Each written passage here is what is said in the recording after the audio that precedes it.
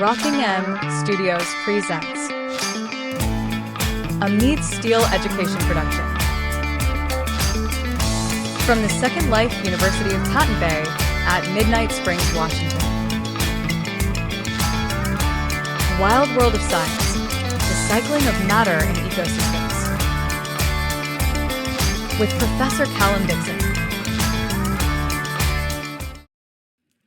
Greetings, my fine young scientists, and welcome back. Today we will be discussing the way in which matter gets cycled between the non-living or abiotic environment and the living things in the environment, or biotic factors in the environment. All living things on Earth require water and nutrients. Both water and nutrients are composed of physical matter. What is matter, you ask? Matter is anything that has mass and takes up space or has volume. The totality of things was always such as it is now and always will be. Epicurus, around the 3rd century BCE, in other words, everything we have cannot be created or destroyed, but rather can only change forms. This is known as the law of conservation of matter.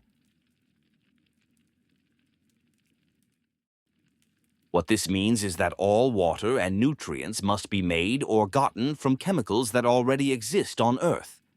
Biogeochemical cycles describe how chemicals are constantly consumed, rearranged, stored, and used. Biogeochemical cycles are the movement of matter through the biotic, living, and abiotic environment, non-living.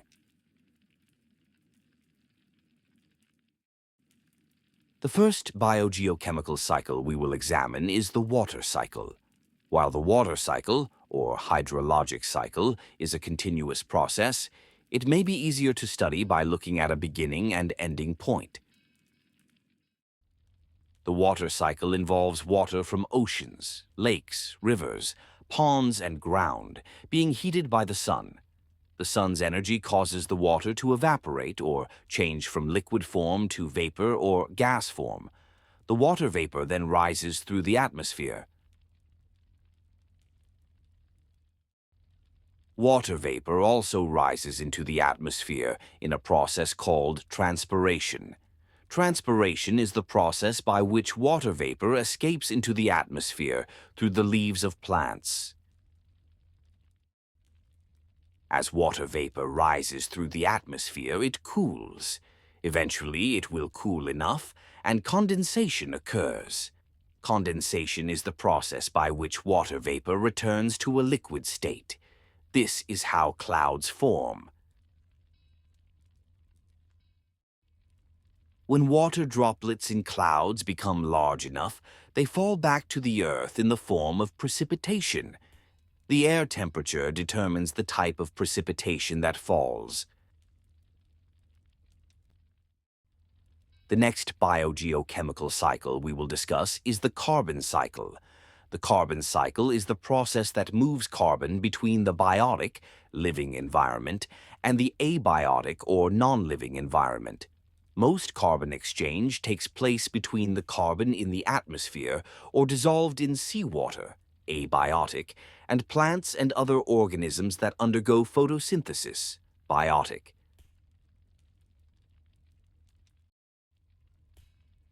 Which brings us to carbon sinks and sources.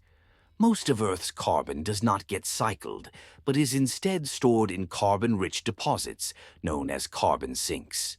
Examples include fossil fuels and limestone formed by dead marine organisms. While carbon sinks store carbon and keep it from entering the atmosphere, carbon sources add carbon to the atmosphere. Examples of natural carbon sources include volcanoes, forest fires, decomposition, animal respiration, and digestion. Human activities, such as burning fossil fuels, are responsible for the majority of carbon emissions via carbon dioxide. As a result of burning fossil fuels, humans release stored carbon into the atmosphere. The concentration of carbon dioxide in the atmosphere is now higher than it has been in at least the past 800,000 years. As you can see by the graph on this slide, concentrations of carbon dioxide in the atmosphere have increased at nearly the same pace as the emission of carbon dioxide by human activities. Both measures have increased exponentially. The alarming increase in atmospheric CO2 levels is causing global climate change. Climate change has the potential to alter the most critical abiotic factors in the ecosystems: temperature and water availability.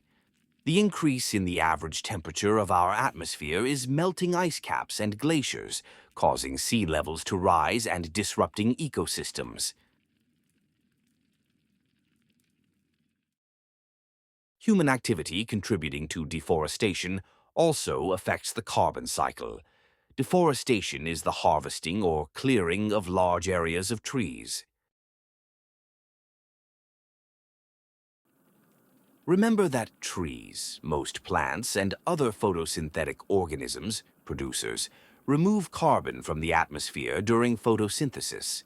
Also recall from previous lessons that photosynthesis is the process by which plants and some other organisms use sunlight to convert carbon dioxide into glucose and oxygen.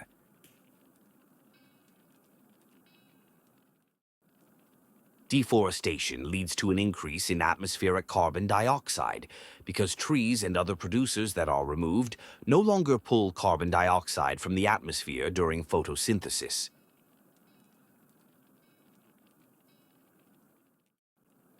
Large-scale reforestation and pronounced reduction in the use of fossil fuels are needed to slow climate change.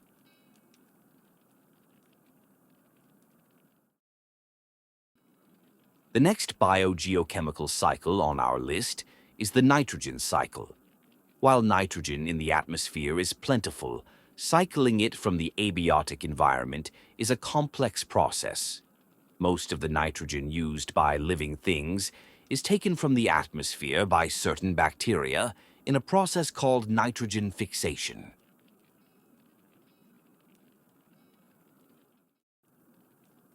During the nitrogen cycle, nitrogen-fixing bacteria convert unusable nitrogen gas from the atmosphere into nitrogen-containing compounds including nitrates, nitrites, and ammonia. Lightning and ultraviolet light also fix small amounts of nitrogen, and humans also add nitrogen to the soil as fertilizer. Once in the soil ecosystem, the nitrogen-rich compounds converted from the unusable atmospheric nitrogen are available to producers. After the nitrogen is absorbed, it is passed from producer to consumer and on up the food chain. Many animals consume more nitrogen than they can use and excrete the excess in the form of urea or ammonia. A dead organism's nitrogen-rich compounds are taken in by decomposers and are released back into the environment. These compounds are either recycled again by soil microorganisms or they are converted by denitrifying bacteria back into nitrogen gas, which then re-enters the atmosphere. To summarize biogeochemical cycles, matter is cycled through ecosystems via biogeochemical cycles. Water can occur in all states, solid, liquid, and gas, as it moves through the water cycle.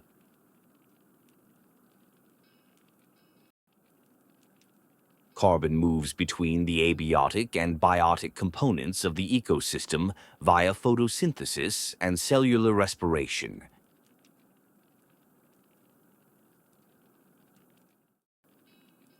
Nitrogen is removed from the atmosphere by nitrogen-fixing bacteria and returned to the atmosphere by denitrifying bacteria.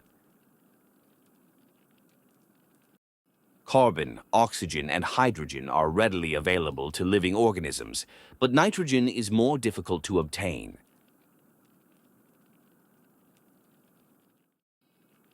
Human activities, such as the burning of fossil fuels and deforestation, shown here, disrupt biogeochemical cycles.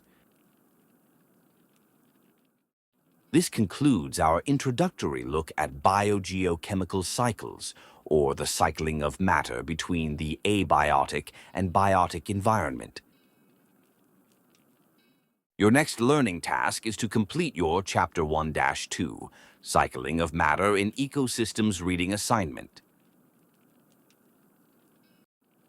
Until next time, stay safe, make good decisions, and I'll see you again soon.